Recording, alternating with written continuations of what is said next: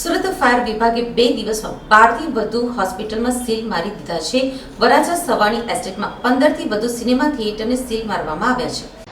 રાજકોટમાં સર્જાયેલા અગ્નિકાંડથી સફાળા જાગેલા સરકારી તંત્રમાં સૌથી વધુ ફાયર બ્રિગેડ દોડતું થયું છે. આકરા પાણીએ કામગીરી કરતા ફાયર બ્રિગેડ દ્વારા દુકાનો અને ટેક્સટાઇલ માર્કેટ સહિતની જાહેર જગ્યાઓ પર આડેધડ સીલ મારવાની કામગીરી કરવામાં આવી રહી છે.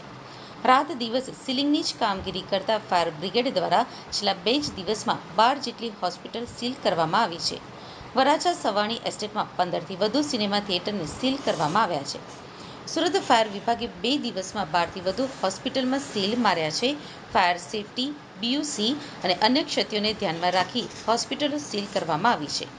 વારંવાર નોટિસ આપવા છતાં ફાયરના સાધનો ઉપલબ્ધ કરવામાં નહોતા આવ્યા, જેથી કાર્યવાહી કરવામાં આવી રહી છે.